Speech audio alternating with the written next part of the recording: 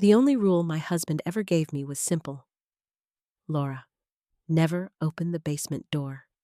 For 20 years of marriage, I kept that promise, until the night after his funeral, when I found a brass key hidden in his coat pocket, taped to a note written in his handwriting. The key fit perfectly into the padlock. When I opened the door, the cold air hit me like a wave. I stepped onto the first stair, and that's when I heard it.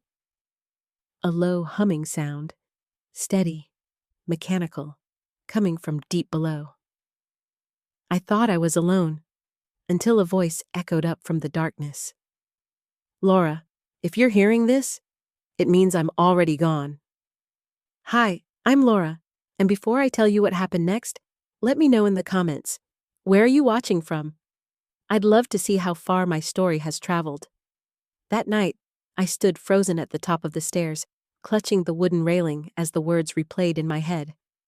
A voice, my husband's voice, coming from the basement he had forbidden me to enter. But Michael was gone. I had watched the casket lowered into the frozen ground just days ago. I wasn't imagining it. That was him. To understand how strange and terrifying this was, I need to take you back. Michael and I built our life here in Columbus, Ohio. We'd been high school sweethearts. He was the confident quarterback, and I was the girl who spent more time in the library than the bleachers. After college, we married, bought this 2-story house in the suburbs, and thought we'd written the perfect American dream. Michael worked as a construction manager, the kind of man who left the house at 6 every morning with his thermos of coffee, while I became a second-grade teacher. We raised one son, Ethan, who's now at Ohio State University.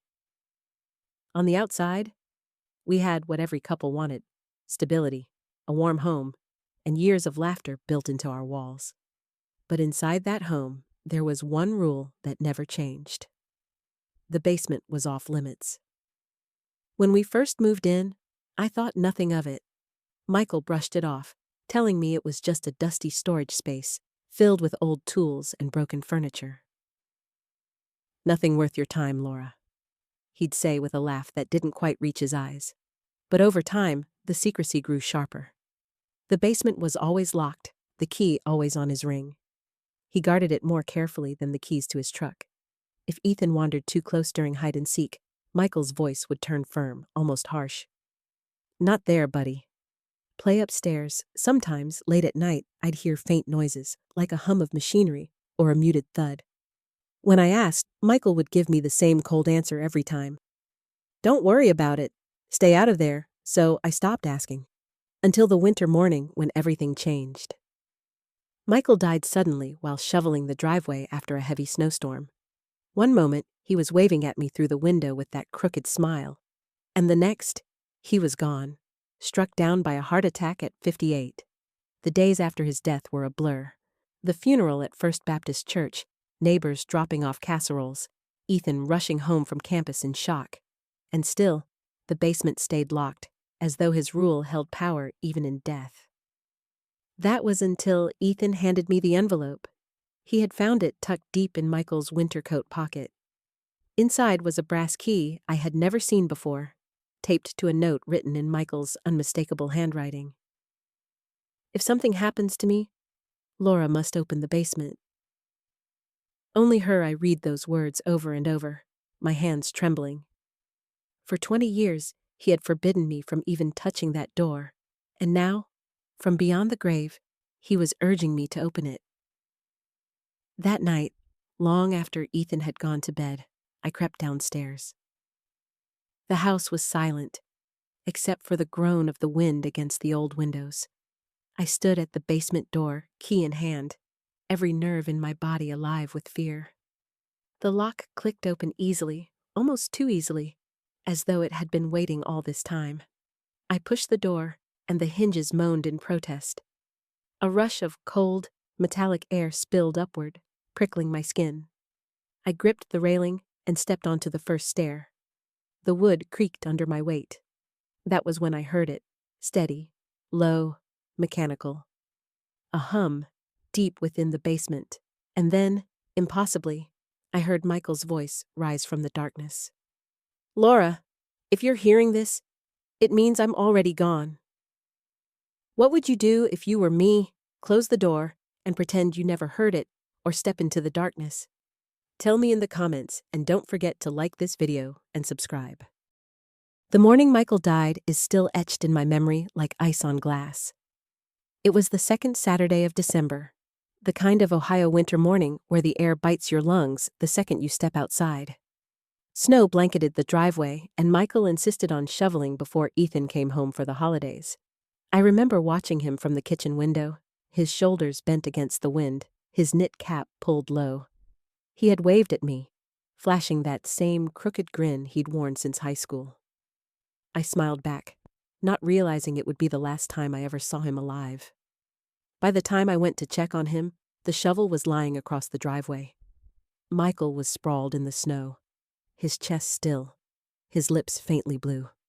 For a few terrifying seconds, I thought maybe I could revive him, that if I screamed loud enough, someone would help. But by the time the paramedics arrived, it was over. They said it was a massive heart attack. Quick, sudden, unforgiving. He was 58 years old. In the days that followed, life became a blur of casseroles, sympathy cards, and endless paperwork. The women from First Baptist Church arrived with baked hams and pies, as if food could fill the void in my chest. Neighbors stopped by with flowers and soft, pitying smiles. People I hadn't spoken to in years left voicemails saying how sorry they were. But when the last casserole dish was picked up, and the front door finally stopped opening every half hour, the silence of the house pressed down on me. It was in that silence that I began to notice the basement again. The door sat at the end of the hallway, shut as always, as if mocking me. For 20 years I had respected Michael's rule, even when curiosity gnawed at me. Now, with him gone, the basement seemed louder than ever, an unanswered question humming beneath my feet. Ethan came home from campus a few days after the funeral, looking older and younger all at once. He was 20, but grief carved new lines into his face. He moved through the house carefully, like he didn't want to break anything. "Mom," he said one evening, "Dad kept so many things from us." Didn't he? I didn't know how to answer. Because even as I nodded, I thought of the basement, the forbidden door, the way Michael's voice had always sharpened when I asked about it. Then Ethan handed me the envelope. He had found it in the pocket of Michael's heavy winter coat, the one he wore to shovel snow. The envelope was wrinkled and sealed with old tape. "Look," Ethan whispered, as if we were intruding on a secret. Inside was the brass key, heavy and cold, attached with tape to a folded note. Michael's handwriting, square, blocky, and unmistakable, covered the page. "If something happens to me, Laura must open the basement." Only her. The words blurred as tears filled my eyes. For 20 years, Michael had locked me out, forbidding me from even touching that door. Now, from beyond the grave, he was telling me to go inside. "Mom, what do you think's down there?" Ethan asked. I didn't answer. Not because I didn't want to, but because I had no idea. That night, I sat alone in our bedroom, the note on the nightstand, the key in my hand. The house creaked around me, the kind of deep old wood creaks that sound almost like whispers. My mind replayed every odd moment from our marriage.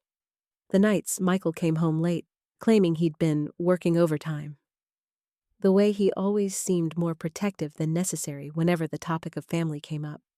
The times I thought I heard noises in the night, low, mechanical, steady. Could all of it have been connected to the basement? The following morning, Michael's brother David drove in from Cleveland. He'd been at the funeral, but now he said he wanted to help me with the estate. David was the opposite of Michael. Flashy, smooth-talking, always in tailored suits even when he was just visiting family. "Laura," he said, sliding papers across the dining room table, "you don't have to handle this alone."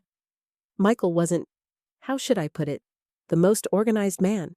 His words stung. Michael had always been steady, careful. But I stayed quiet, letting David talk. It was when his eyes drifted toward the end of the hall that my stomach twisted. "The basement still locked?" he asked casually, as if it was small talk.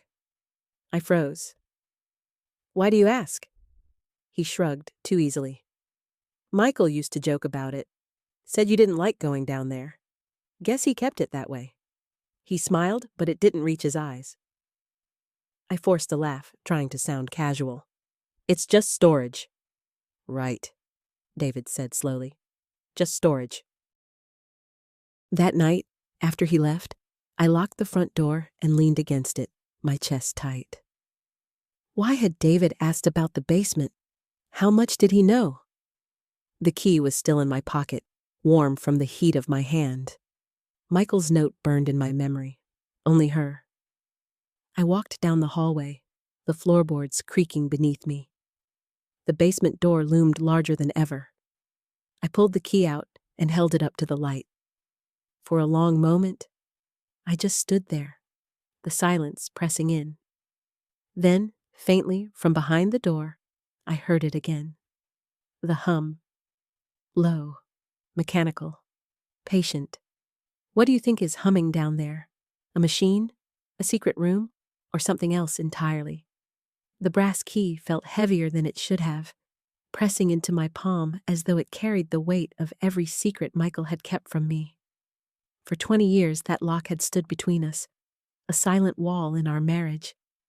And now, in the middle of a December night, the house quiet except for the ticking of the old wall clock, I was about to break the one promise I had always kept. I slipped the key into the padlock. It turned with a smooth click, like it had been waiting for this moment all along. The lock dropped into my hand, cold and final. The door creaked open, and a rush of chilled, metallic air met me. I gripped the railing and stepped onto the first stair. The wood groaned beneath my weight. With each step, the hum grew louder, steady, and mechanical, like something had been running down there for years. At the bottom of the stairs, I flicked the switch on the wall. To my surprise, the light bulbs came alive, flooding the room with a pale, flickering glow. I froze. The basement wasn't the dusty storage space Michael had always claimed it was. It wasn't filled with broken furniture or old boxes. Instead, it looked organized. Shelves lined the walls, stacked with binders, tools, and carefully labeled containers. A sturdy wooden workbench stood in the center, spotless, as though someone had been working there just yesterday. And then I saw it. Sitting neatly on the bench was a small, old-fashioned tape recorder. On top of it, a cassette labeled in Michael's handwriting, Day 1. My breath caught. I reached for it with trembling hands. The recorder felt warm, almost alive. I pressed the play button, and the tape began to whir. "Laura," Michael's voice filled the room. I stumbled backward, covering my mouth. It was him. Not the frail, exhausted Michael I remembered from his last days, but his strong, steady voice, full of life. "If you're hearing this, it means I'm gone. And it means you broke the promise I asked of you. Don't be angry. I always knew your curiosity would win. In fact, I was counting on it." Tears blurred my vision as I gripped the edge of the workbench to steady myself. "I left something for you," Michael continued. "Something you need to see. Look in the drawer beneath this recorder. Inside, you'll find the first piece of the puzzle." With shaky hands, I pulled the drawer open. Inside was a small, leather-bound notebook. I flipped it open, and my heart nearly stopped. It wasn't filled with random notes or work details. Every page was covered in neat handwriting, dates, and observations. The first entry was nearly 4 years old. "Basement renovation. Phase 1. Don't tell Laura yet." Page after page documented projects, sketches, even floor plans. But one note in particular stood out, underlined twice in red ink. "The Crestwood property. Everything starts here." I frowned. Crestwood? Michael had never mentioned anything about another property. As if on cue, Michael's voice continued on the tape. You're confused, I know. You've probably never even heard the name Crestwood. That was intentional. There are things about my past I never told you, things I thought I could bury. But the truth is, they never stayed buried. And now they're coming for you, Laura. You and Ethan? I gasped, pressing my hand against my chest. Coming for me? As if to answer, the tape clicked and stopped. Silence filled the room except for the low hum of machinery. My eyes darted toward the far corner of the basement. The sound was louder there, vibrating through the concrete floor. Slowly, I followed it, my footsteps echoing in the quiet space. There, tucked behind a tall shelf, I saw a narrow door I had never known existed. It was smaller than a regular door, almost like an access panel with a heavy latch across the front. The hum was coming from behind it. I crouched down, gripping the latch. It resisted, stiff from years of disuse. With a grunt, I pulled harder, and it finally gave way. The panel swung open, revealing a narrow corridor disappearing into darkness. I froze, my breath caught in my throat. Inside the corridor, I saw something glinting in the light. A second recorder, identical to the first, sat on a small stool, as though waiting for me. On the cassette was another label in Michael's handwriting, Day 2. I stood at the mouth of the narrow corridor, the basement light behind me stretching my shadow, until it touched the second recorder like a fingertip. The air inside was cooler, drier, treated almost, like a museum's back room. The hum grew clearer here, no longer a blur, but a layered sound. A soft fan, a deeper thrum, a tiny ticking that made me think of old film reels. I picked up the second recorder. On the cassette, Michael had written Day 2, in the same blocky hand that labeled school photos and holiday boxes for years. My thumb hovered over the play button. I wasn't sure if I wanted to hear his voice again, or if I was afraid I'd never stop once I started. I pressed play. Laura, he said, steadier than the first tape, softer somehow. If you're this far, thank you for trusting me. I know I asked too much when I made you promise to stay away. I'm going to explain, but not all at once. You'll want to run. Don't. You need 3 things before you make any calls: the map, the drive, and the letter. Start with the map. 4 steps forward and look left. I took 4 careful steps. On the left, the cinder block wall was interrupted by a shallow metal cabinet, the kind electricians use. A small magnet held it shut. Inside, a laminated city map of Columbus had been folded in a tight square. Bright red dots peppered neighborhoods I recognized: Clintonville, German Village, Grandview Heights, a cluster near Short North, and 1 dot right over our street. Thin blue lines connected several of the dots like routes on a bus schedule. Tiny initials were printed beside some dots: DS, LC, MR. I spread the map along the corridor shelf. The red dot on our street had a date written next to it: March 17th, St. Patrick's Day, 2 years ago. I tried to recall that week. I remembered Ethan's midterms and a surprise bouquet Michael brought home on a Tuesday for no reason at all. My chest tightened. Michael's voice guided me on. The drive is in the breaker box false panel. Same latch as before. Don't force it. Across from the cabinet was a second panel, painted to blend into the concrete. I slipped my fingernails beneath the edge and found a small tab. The face swung open on oiled hinges. Inside, a sleek black USB drive rested in a foam cutout like jewelry. Someone, Michael, had labeled it with a label maker. Archive_A. I set it next to the map and took a breath that felt too loud. The letter, the tape continued, is for the day you feel cornered. If you never feel that way, you won't need it. But if anyone shows up asking for the basement, utilities, municipal survey, meter checks, don't let them down there. Not without the letter. You'll find it in the black pouch under the far shelf. Cornered. The word lodged uncomfortably behind my ribs. I slid down the corridor, counting bolts along the concrete like mile markers. At the end, the passage opened into a small rectangular room I didn't know existed beneath our house. If the basement looked like a workshop, this looked like an evidence room. 2 industrial shelves hugged the walls, each box labeled with month and year. A mini server sat on a rolling cart, its tiny LEDs blinking a reassuring rhythm. A portable air purifier hummed softly, the most human sound in the room. On the far shelf, a black fireproof pouch crouched like a sleeping animal. I unzipped it. Inside lay a thick, unassuming envelope, to be opened only if necessary. I didn't open it. Not yet. My hands wanted to. My better judgment, what little I still trusted, said, "Wait." The tape clicked, a quiet repositioning, and then Michael's voice again. "You're wondering if I'm paranoid. Maybe. But being cautious doesn't make you wrong. If David, or anyone who says they're with the city, asks for the basement, ask for a badge and a callback number. Call Ms. Patel at the municipal office. Her number is on the back of the map. She knows how to verify. And Laura, if you feel watched, you probably are. Don't panic. That can work in our favor." I turned the map over. In Michael's handwriting, Municipal Records, Patel, 614-555-0198. A second line, "Only call from upstairs, not from the basement." I looked around the little room. The server cart had a tidy label. Local only, no internet. Michael had isolated whatever this was from the outside world.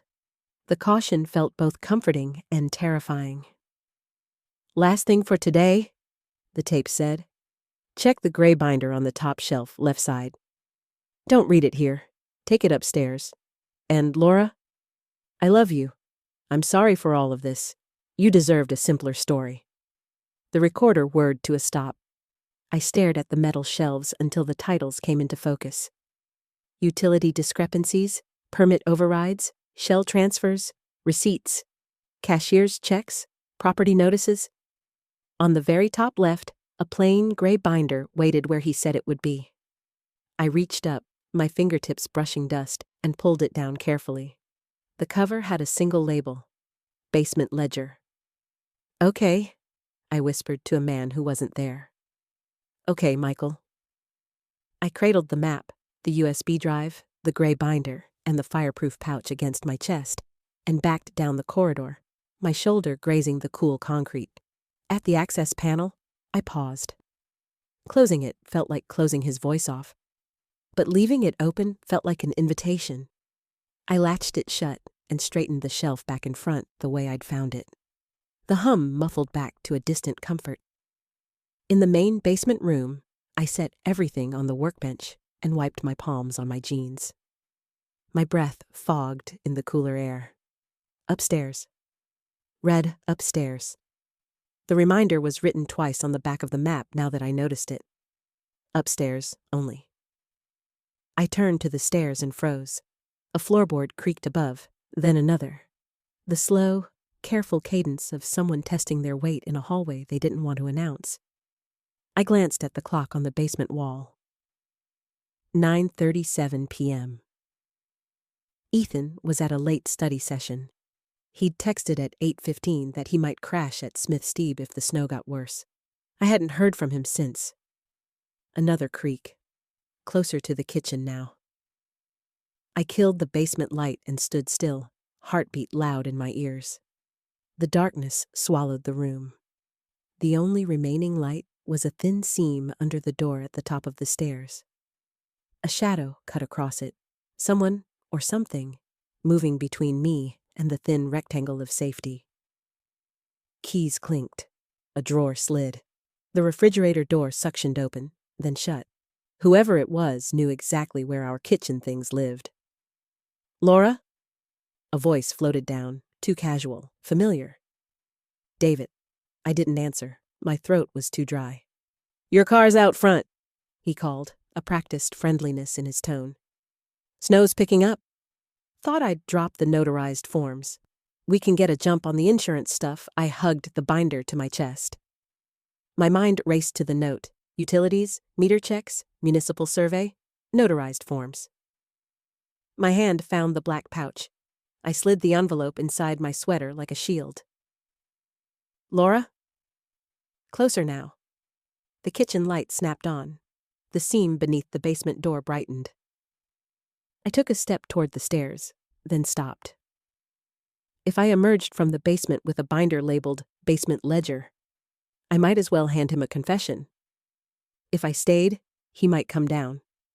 My phone buzzed in my pocket. The sound crackled like thunder in the quiet. I fumbled it out and saw Ethan's name. Relief and fear crashed together. I picked up with a whisper. "Ethan?"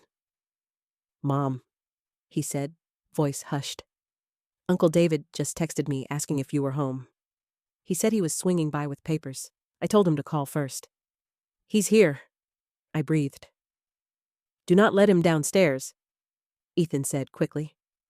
"He asked me earlier if the basement door still locks from the outside." I didn't know what he meant. A soft knock tapped the basement door just above my head. Twice. Friendly. "Laura? You down there?" David called, closer than he'd been a moment ago. "I can leave these by the door, unless you want me to take a look at the pilot light. Your heat sounds uneven." He wanted in. Even his small talk orbited the basement. I pressed the phone to my ear. "Ethan, listen to me. If I don't text in 2 minutes, call Miss Patel at the number I send, and then call Officer Davis, the community officer." Michael's voice in my memory had given me both names in different contexts, and I prayed I wasn't misremembering.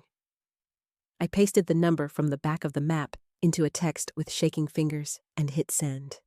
From the other side of the door, the deadbolt clicked softly.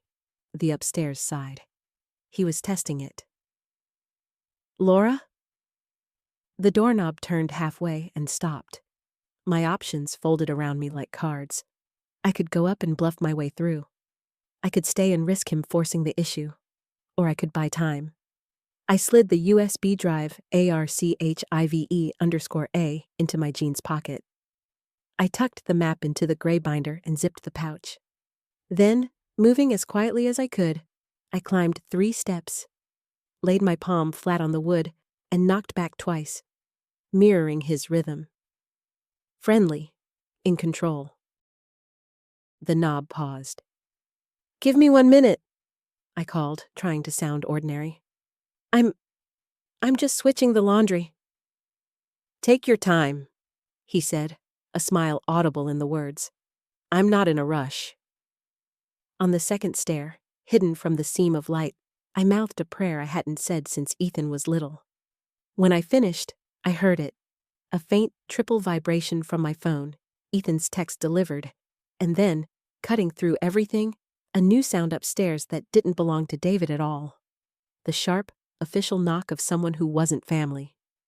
If 2 people are at your door, one you don't trust and one you didn't invite, who do you open to first? Tell me your choice in the comments. The sharp knock cut through the house like a gunshot. It wasn't David's casual tapping. It was firm, official, the kind of knock that demanded to be answered. For a heartbeat, silence pressed heavy. Then David called down again, his voice dripping with feigned warmth. "Laura, sounds like you've got company." Need me to answer the door? My blood turned cold. I didn't want him anywhere near whoever was outside. I stayed frozen on the steps, binder clutched against my chest, phone still warm in my hand. Another knock echoed, followed by a voice. "Mrs. Sterling?" "County officer. Just here for a quick check, officer." My stomach dropped. Michael's warning replayed in my head. "If anyone shows up asking about utilities, surveys, or inspections, don't let them down there." David chuckled above me, trying to sound helpful. "You want me to let him in, Laura?" "You don't need to bother with this stuff," I swallowed hard.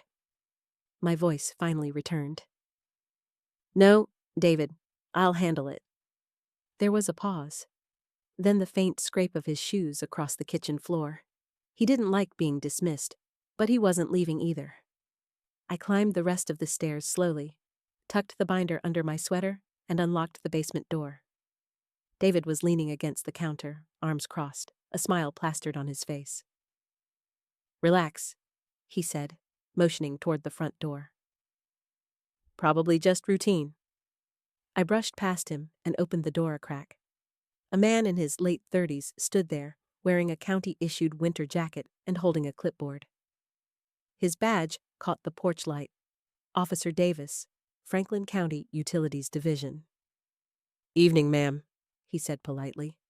"Apologies for the hour. We've had reports of irregular power usage on this block. Just need to verify your basement meter." The word stabbed me. Before I could answer, David appeared over my shoulder. "Perfect timing, officer." "The basement's right this way." I tightened my grip on the door. "Actually, I'll take care of it." "Thank you, officer. Can I see your supervisor's contact before anything else?" The officer hesitated, then smiled faintly. Cautious. "Good, I like that." He slid a laminated card across the crack. On the back, a handwritten number matched the one Michael had scribbled on the map. Miss Patel. My breath caught. This was the real thing. David leaned closer, his voice firm. "Laura, there's no need to make this difficult. Just let him in." Something in his tone, too eager, too invested, confirmed what I already suspected. David wanted inside that basement more than anything. I forced a polite smile at Officer Davis. "Give me one moment, please." I shut the door firmly, ignoring David's sharp inhale. "Why stall?" David demanded, his smile finally cracking. "You've got nothing to hide, do you?" I looked him straight in the eye. "Michael trusted me with that basement, not you." His jaw tightened. For the first time, I saw the anger simmering beneath his polished exterior. "You're making a mistake, Laura." I didn't answer.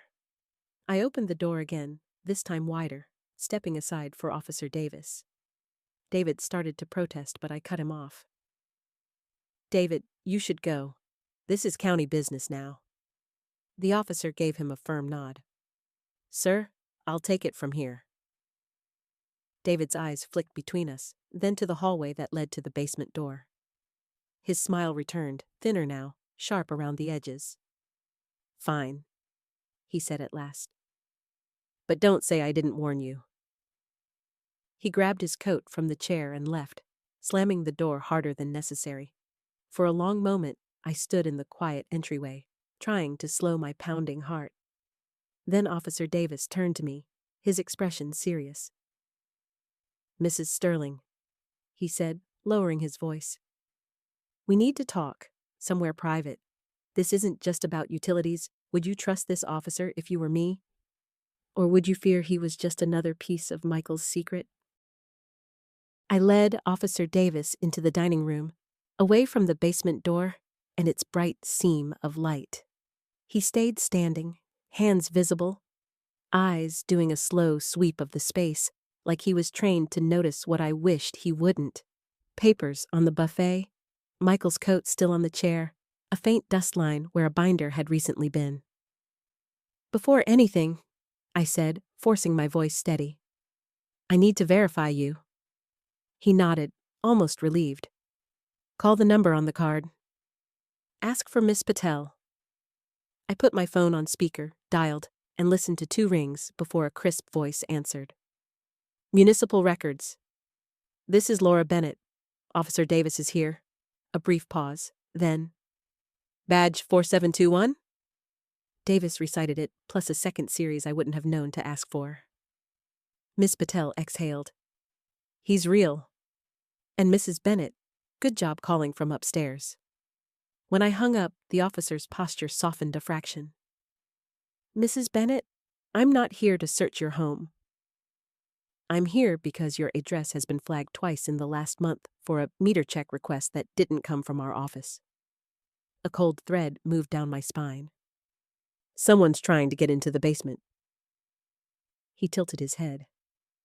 "Has anyone tried already?" I thought of David's fingers testing the basement knob. "Yes." Davis set the clipboard on the table and slid out a photocopy. "There's more. 2 days after your husband's death, someone filed a meter relocation permit for this address, authorizing basement access and signature by a property manager. Name on the form, D. Bennett." My mouth went dry. That's my brother-in-law. Exactly. The application used an LLC that shows up across multiple ongoing redevelopment parcels, some tied to a project you may have heard of, Crestwood Redevelopment. The name struck like a mallet. I'd seen it in Michael's binder tabs and in the Day 2 corridor. Everything starts here. What does Crestwood have to do with my house? Davis angled the clipboard so I could see a small map of the city with red pins. We've tracked a pattern. Homes along a conduit path from a decommissioned industrial site, Crestwood, toward parcels under quiet acquisition. In the last year, those homes have had unusual utility requests, inspections, or sudden pressure to sell. Your block has had 3.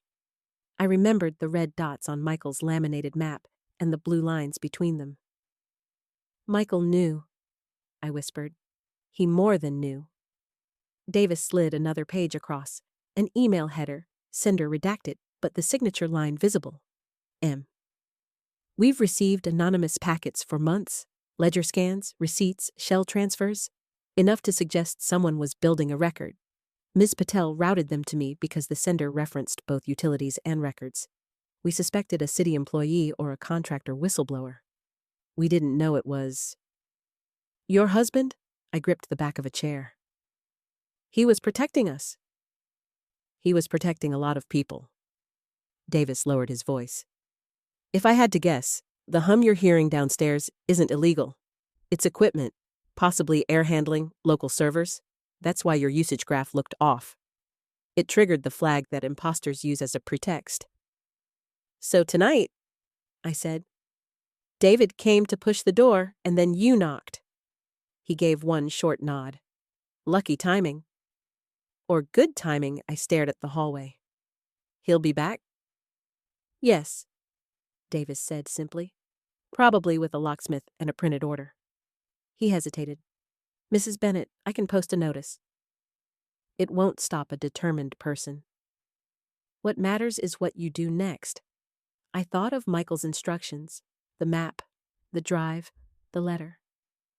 The letter was for the day I felt cornered.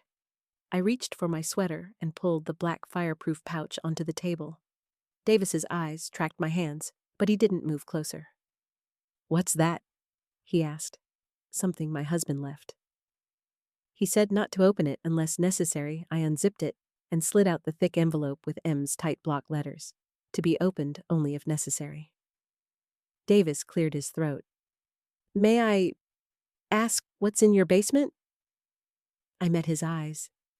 Documentation, and a server that doesn't touch the internet. He actually looked impressed. Smart. He took a breath. Mrs. Bennett, I won't go anywhere you don't invite me. But if someone is forging permits and using my department as cover to access your property, I need to see whatever shows that pattern. It helps me protect you and others. Michael's voice from the tape rose in my head. If anyone shows up asking for the basement, utilities, municipal survey, don't let them down there without the letter. I set the envelope on the table. Before I decide anything, I'm opening this. I slid a butter knife under the flap and lifted carefully. Inside was a single-page letter, notarized, and a smaller sealed note with my name in Michael's hand. I skimmed the top of the notarized document. My pulse spiked. It was a limited access directive written by Michael weeks earlier. If Officer Davis, badge 4721, or Miss Patel accompany Laura, they may view specific contents in the dining room only. No entry to basement unless verbal phrase is confirmed. Verbal phrase? I unfolded the smaller note. Laura, if Davis is with you, ask him for the words I gave him at the records office. He must say them unprompted before anyone sees the basement. If he doesn't know them, do not let him in. The phrase is Green March. M. I looked up slowly. Davis had the posture of a man who genuinely wanted to help. But Michael had planned for this exact moment and layered in one final safeguard. Officer, I said, trying to keep my voice from shaking. If you're working with Ms. Patel on this, there's something you're supposed to tell me before I show you anything. He blinked. I'm sorry? A phrase, I said, from Michael.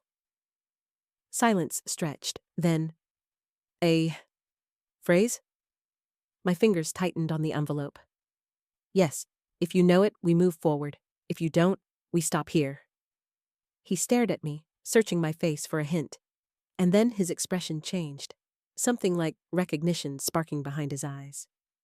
He leaned in, voice low, as if the house itself might be listening. Mrs. Bennet, he said. Green March. If you were me, would you bring Officer Davis into the evidence? Or still keep the basement off limits? For a moment after Officer Davis said, Green March, the only sound in the dining room was the faint hum of the furnace. My pulse slowed just enough for me to take a full breath. Michael's final safeguard had been passed. Okay, I said quietly. You can sit. Davis took the chair across from me. He didn't pull out a notebook or his phone. He just folded his hands and waited. I laid the gray binder on the table and opened to the first section. Utility discrepancies, Crestwood Corridor. Page after page was filled with meter readings, permit requests, and names of contractors. Davis leaned forward, his eyes scanning the data, like a man who had spent nights trying to piece it all together and was suddenly seeing the missing puzzle edge. This, he murmured. This is exactly what we've been trying to prove. Someone is running a shadow acquisition project under the city's radar. Permits, false inspections, forced access. Your husband documented it all. I slid the laminated map across the table. He marked each address. He wrote initials next to some of them. Davis traced a finger over the dots. Those initials are city employees. Patel, myself, a few others. He must have been tracking who was safe and who wasn't. Safe? I echoed. Davis's jaw flexed. We've suspected for a while that somebody inside utilities was feeding information to a private developer. Crestwood Redevelopment is the public face, but there are Shell LLCs behind it. Your brother-in-law's firm pops up in 3 of them. If what's in this binder is solid, it's the first full map of the scheme. I thought of David's smooth smile, his sudden interest in the basement. Michael knew. He was building a case. He was. Davis agreed. But he didn't finish it. Without corroboration, this is circumstantial, which is why... He glanced at me. The drive you found, what's on it, could tip the balance. I pulled the small black USB from my pocket and set it gently beside the binder. He labeled it archive_A. I haven't plugged it into anything yet. Good, Davis said firmly. Keep it off any internet-connected device. Do you have a clean laptop? Michael left an old one in the basement, I said. It's probably isolated. Davis nodded. That's what we'll use. But only after we copy your husband's instructions and secure them. If your brother-in-law knows you're aware of this, he may escalate. The word escalates made the room feel colder. He's already trying to get my daughter involved, I whispered. Davis's eyes sharpened. Your daughter? I nodded. He's been calling Ethan too, offering help. Tonight he asked about whether the basement still locks from the outside. Davis exhaled slowly. They're probing. That's classic leverage. Get family to cooperate, then pressure the primary target. I sat back, my hands trembling slightly. Michael tried to protect us, but he's gone. Now it's just me. You're not alone, Davis said quietly. You've already done more than most whistleblowers manage. The fact that you called Patel before letting me in, that's exactly why your husband trusted you to hold this. I stared at the USB drive.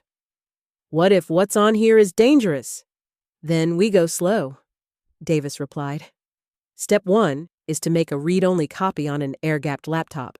Step 2, Patel and I verify authenticity. Step 3, we decide how to move. But right now, you're the only one with the full package. That gives you power. Don't underestimate it. Outside, a car door slammed. My head whipped toward the window. A black SUV idled across the street, its headlights off, engine low. Davis followed my gaze. That them? I couldn't see through the windshield, but my gut said yes. David drives one just like that. Davis stood slowly, not panicked, but alert. Do you have a back door? Yes. Lock the front. We're moving to the kitchen. Bring the binder, the map, and the drive. I gathered everything, heart hammering. In the kitchen, Davis pulled out his radio and murmured something I couldn't catch. He glanced at me. If they're just watching, we let them. If they step on the property, we're done being polite. I looked down at Michael's handwriting on the binder tabs. In the margin of one page, he'd scribbled a phrase I'd never noticed. The conservatory holds the key. The conservatory, I whispered. What? Davis asked. It's a greenhouse behind the house. Michael built it. He said it was for my orchids. Davis raised an eyebrow. Could be more than plants. I looked out the window at the faint shape of the conservatory in the snowy yard. Its roof glistened under the porch light like a crystal shell. Mrs. Bennet, Davis said quietly, if your husband left another clue, that may be the safest place to hide something right now. Do you want to check? I hesitated. If David really was in the SUV, he'd see us cross the yard, but the conservatory might hold the missing piece, Michael's key to finishing what he started. If you were me, would you risk crossing the snowy yard to the conservatory while they watched, or wait until daylight? Tell me in the comments. The glass house loomed in the snowy yard, its roof shimmering faintly under the porch light. I could almost see my orchids silhouetted inside. Delicate, fragile, alive. Michael had built it for me as a gift, or so I'd believed. Now, I wasn't sure if it was just a greenhouse or another layer of his secret life. Mrs. Bennet, Davis said quietly, we don't have much time. If they're watching from that SUV, daylight won't make this safer. Let's move. I pulled on my coat and boots, hugging the pouch and binder to my chest. Together, we stepped out, the crunch of snow beneath our feet sounding too loud, too exposed. My breath fogged in front of me like smoke signals. At the conservatory door, my fingers hesitated on the handle. I had spent countless hours here with Michael, arranging plants, dreaming of a quieter future. The thought that he might have hidden something under the roots of my orchids twisted my heart. Inside, the air was humid, warm against the icy night. The scent of soil and blossoms enveloped me like a memory. Rows of orchids stretched out, each tagged with neat labels in Michael's handwriting. Dates, species, little notes of care. Davis moved carefully down the aisle, scanning for anything unusual. What did you see in the binder? He asked.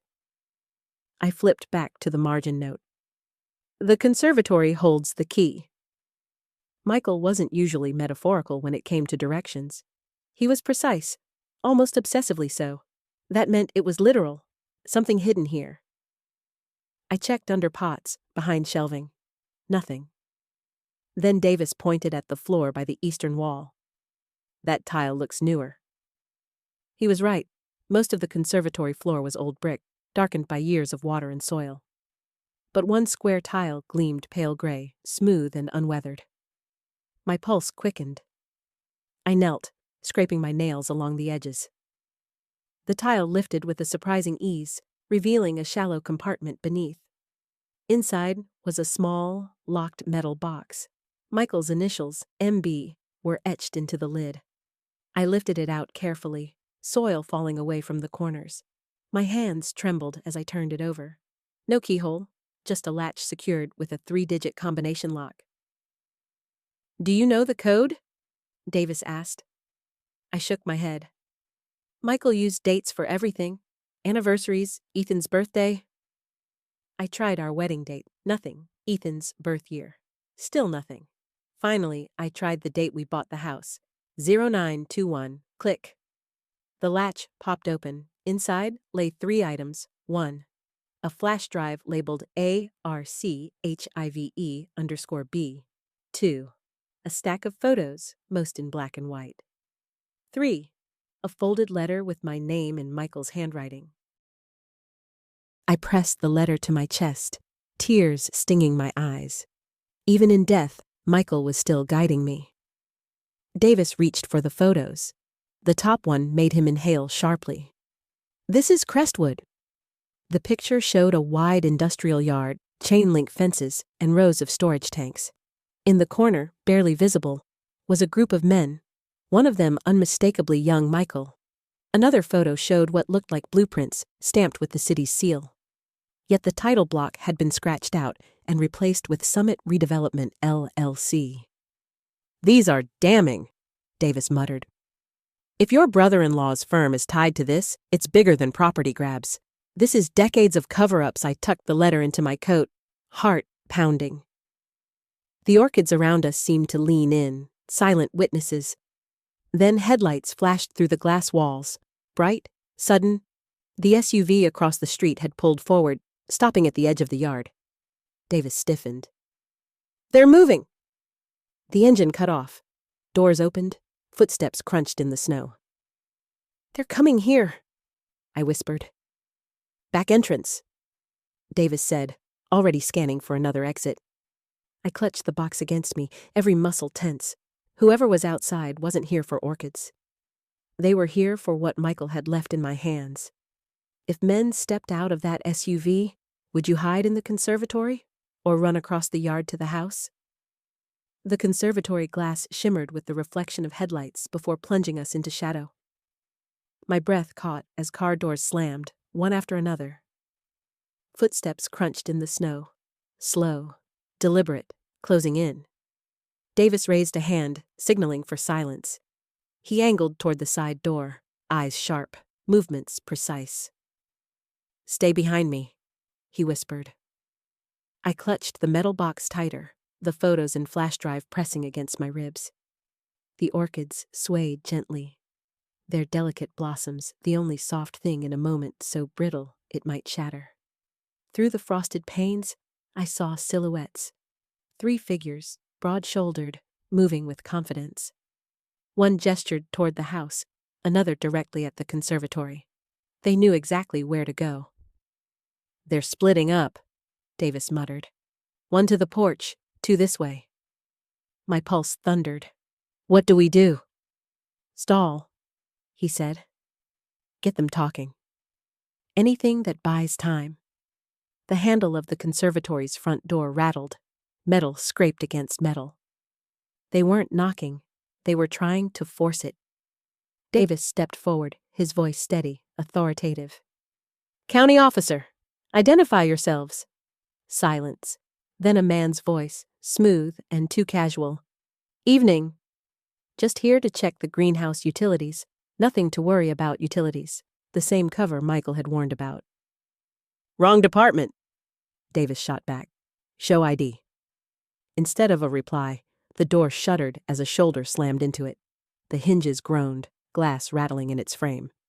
"Back door," Davis hissed. He motioned me toward the small exit that led to the garden.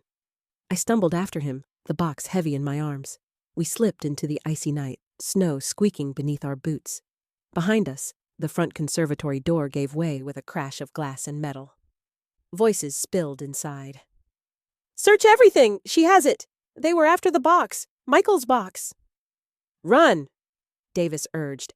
"Head to the back fence." "I'll cover you." "No," I whispered, panic clawing at me. "They'll follow." "Trust me." His tone left no room for argument. I sprinted toward the fence, lungs burning from the cold. The yard seemed endless, every step echoing too loudly. Behind me, Davis shouted commands, his voice firm, trying to hold them at bay. At the fence, I scrambled, clutching the box awkwardly. Snow slipped from the wood as I hauled myself over. My coat snagged on a nail, tearing with a loud rip. I tumbled into the alley on the other side, knees striking hard against the frozen ground. I bit back a cry and pressed against the shadow of a garbage bin, holding the box close. Shouts erupted from the conservatory. A beam of light swept across the yard, hunting. "Check the alley!" one man barked. My chest heaved. I curled tighter into the shadows, praying the darkness would hold me. Then, From inside the conservatory came the sound of a struggle, crashing pots, grunts, the shatter of glass. Davis was fighting them. I wanted to run to him, to help, but Michael's words echoed in my mind. Keep it with you, never in the house. The box was more important than me. That was the awful truth.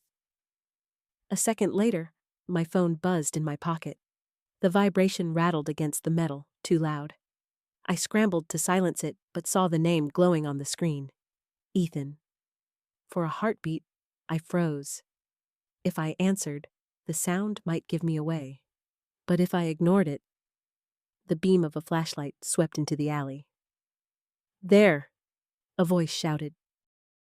I bolted, clutching the box, feet slipping on the ice. The alley stretched ahead like a tunnel. The SUV now behind me, headlights cutting through the snow. Stop! One of the men roared. I didn't stop. My lungs seared, my legs screamed, but I ran. The box banged against my ribs with every stride, a reminder of what I carried. At the far end of the alley, another figure stepped into view, silhouetted by the glow of a street lamp. For one terrified second, I thought it was another pursuer. Then he called out, breathless, desperate. Mom! It was Ethan. Mom, this way!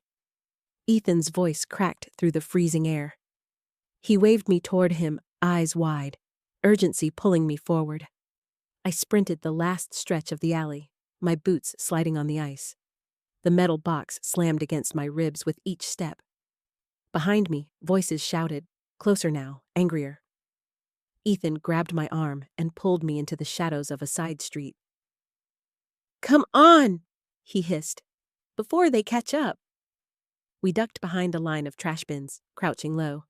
My chest heaved, breath pluming white into the night. Ethan? I gasped, clutching his sleeve. What are you doing here? You should be on campus. His jaw tightened. I was, but I've been keeping an eye on things since Dad died. I knew they'd come. My stomach twisted. You knew? He glanced over his shoulder, scanning the alley mouth. Dad told me things. Not everything, but enough to know this wasn't over after the funeral. Shock froze me more than the cold. He told you? Ethan, he never told me.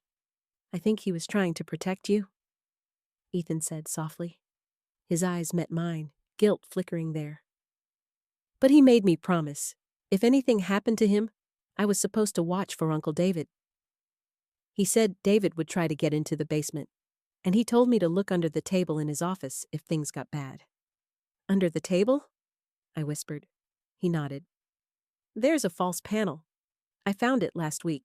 It had another drive, labeled ARCHIVE_C. I didn't tell you yet because I didn't want to drag you into this unless I had to. The weight of the metal box in my arms pressed heavier. So you already had part of the puzzle? Ethan's lips thinned.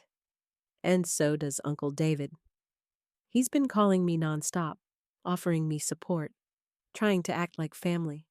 But Dad warned me. He said if David ever mentioned utilities or inspections, I had to hang up. Anger and pride surged together in me. My son, my college boy, had been carrying part of Michael's burden alone. I'm sorry, Mom, Ethan whispered, his voice breaking. I didn't want you to know because I thought it might hurt worse. But I think Dad trusted me with a piece, and you with another. He wanted us to put it together. The shouts from the alley grew louder. Flashlights flicked across the snow. I gripped Ethan's hand. We don't have time. Do you have the drive with you? He pulled a small flash drive from his jacket pocket, the same black plastic as the others, but the label was unmistakable. ARCHIVE_C. My breath caught. Michael split it into 3. Ethan nodded grimly. He said 3 pieces for 3 safe hands. Yours, mine, and someone else's. Probably Patel or that officer. As if summoned by his words, a figure staggered into view at the far end of the street. Davis. His jacket was torn, His cheek bloodied, but he was upright, scanning frantically until his eyes locked on us. "Go!" he shouted. "They're circling!" Ethan grabbed my arm, and together we ran toward Davis. Snow sprayed beneath our boots as the SUV's engine roared behind us, tires crunching over ice. When we reached Davis, he pressed a hand against his side but kept moving. "They want the archives. You can't let them unify it."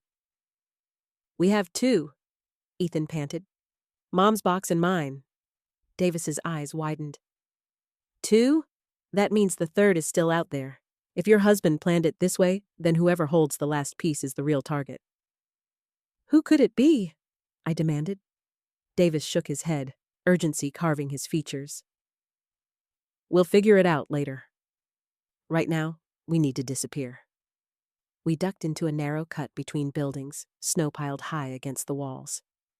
Behind us, headlights swept across the street, beams searching, hunting. My arms ached from clutching the box, but I wouldn't let go.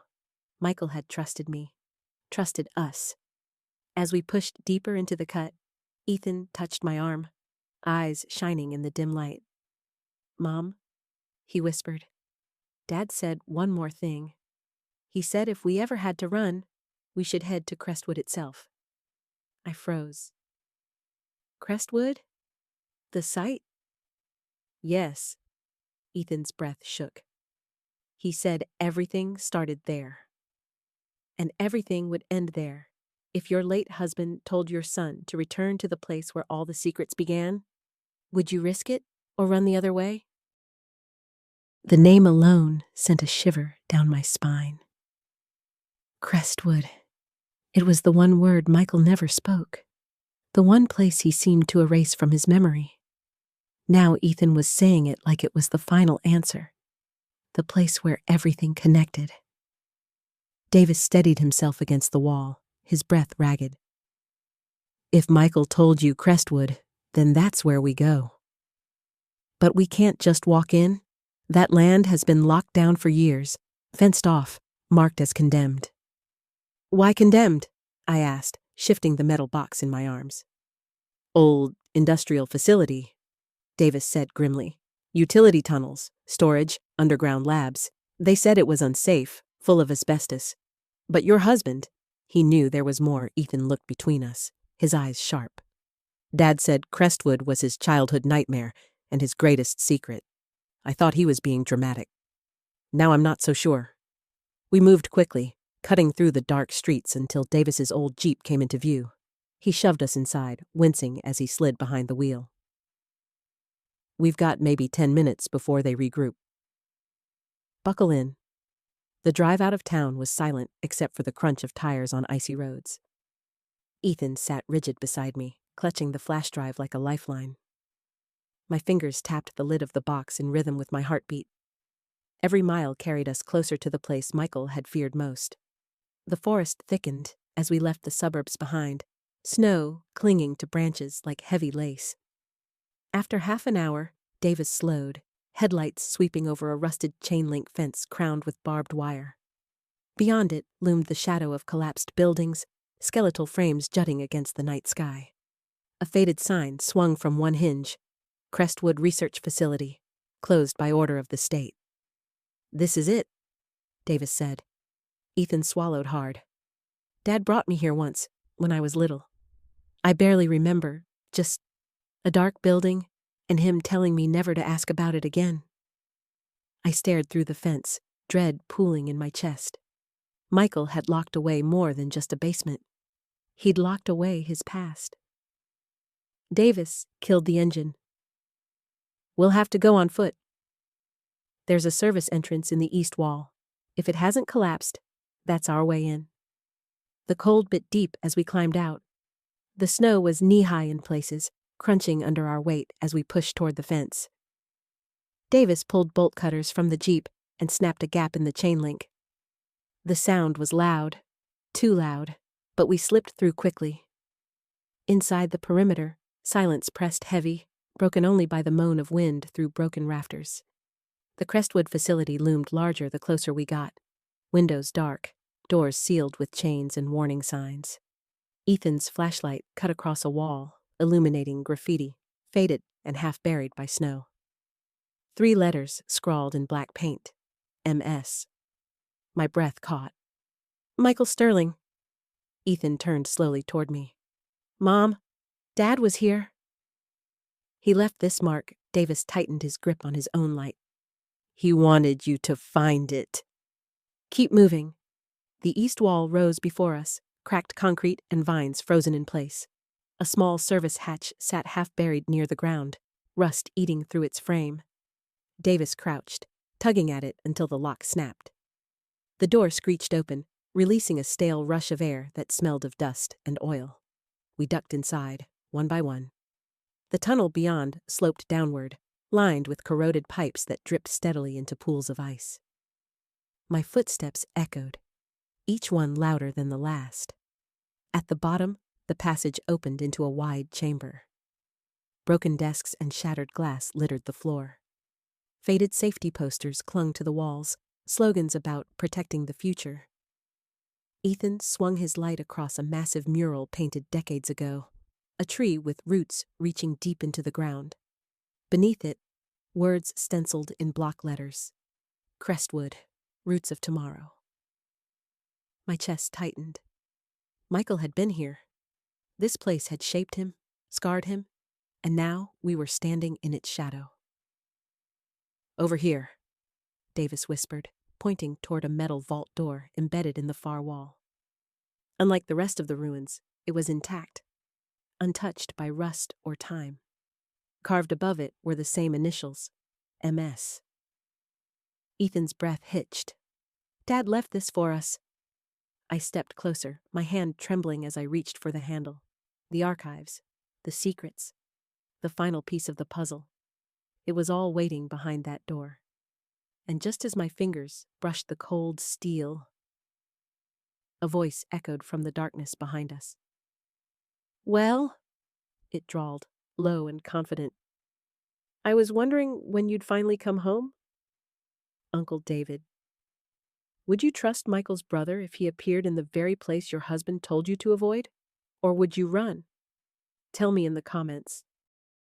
David's silhouette filled the tunnel entrance, his voice smooth and sharp all at once. You've done exactly what Michael predicted. You came here. To Crestwood, Ethan stiffened beside me, his jaw clenched. Davis shifted subtly, placing himself between us and David, though his hand trembled against his side. I forced my voice steady. What do you want, David? He smirked, stepping forward, flashlight beam bouncing off the metal walls. The same thing your husband wanted. Control of what's behind that vault door. The difference is, Michael never had the courage to use it. Use what? I demanded. What is Crestwood? David's expression darkened. The facility wasn't shut down for asbestos. It was shut down because of what was built here, a prototype energy core, one that could power a city or bankrupt every utility company in the country. Michael found out about it when we were teenagers. Our father swore us to silence. But Michael, sentimental fool that he was, locked the research away instead of cashing in. Ethan's eyes widened. So the archives? Blueprints, schematics, proof this place still matters. David's gaze burned into me. Michael trusted you with it, Laura. But he should have trusted me. I know how to leverage this. I hugged the metal box closer. Michael didn't want leverage. He wanted protection. From you, David chuckled softly, shaking his head. Always so blind to his flaws, he was terrified of what this knowledge could do. But fear doesn't change facts. The core is real. And the people funding me, they're very interested. Something in his tone made my blood run cold. Funding you? Yes, he said simply. Did you think I came here alone? Do you think those men chasing you were just thugs? They're investors. They know what Crestwood is worth. Davis's voice cut through, low and sharp. You're gambling with something dangerous, David. If this research gets into the wrong hands... David's eyes flicked to him. And you think Laura and her boy are the right hands? Don't make me laugh. The air grew heavier, every second stretching tight. I glanced at the vault door. Michael's initials carved above it. His warning, his faith. Ethan leaned close to me, whispering, "Mom, the drives. Maybe they're keys, not just files." My pulse jumped. Could he be right? 3 pieces, 3 archives. Michael had never done anything without layers. I reached into my coat, pulling out the flash drives and the box. "Michael didn't trust you because you only see $signs," I said, louder now. "But he trusted us with something else." David sneered. "You don't even know how to open that vault." "Maybe not," I admitted, but Michael believed I'd figure it out. I pressed one of the drives against a recessed panel beside the vault. A green light flickered on, then another as I added the second. Ethan stepped forward, slotting in his own. The panel hummed, the vault door releasing a deep metallic click. David's face hardened. Stop. But it was too late.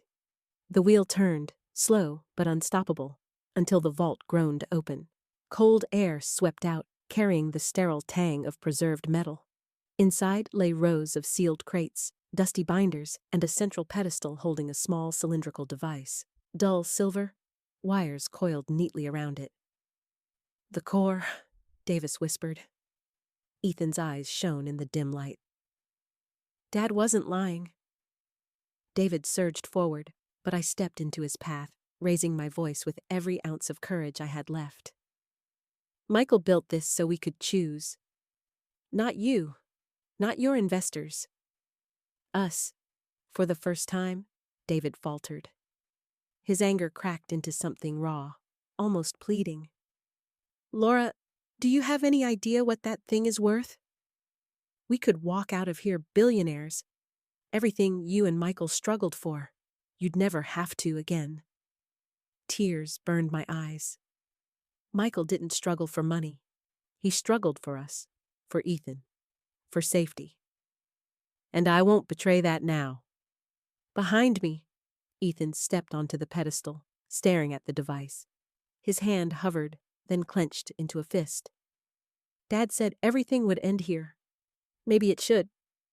Before David could react, Ethan slammed his palm against the release button on the pedestal. The core retracted, locking into a protective casing as steel shutters fell over the crates. The vault sealed itself with a thunderous clang. David's shout echoed through the chamber. "No!" But it was done. Michael's failsafe had activated, triggered by trust, not greed. I grabbed Ethan's hand, pulling him back toward Davis. "We're leaving!" David staggered after us, but the shutters locked around him, cutting him off. His voice grew muffled, fading as the emergency doors sealed. By the time we stumbled out into the cold night, breathless and shaking, the first light of dawn was breaking through the trees.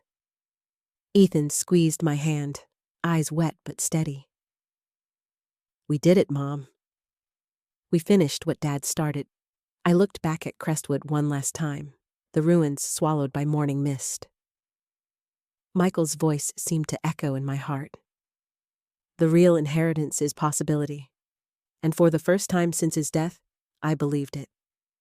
If you were in Laura's shoes, would you have chosen to protect Michael's legacy or take David's offer?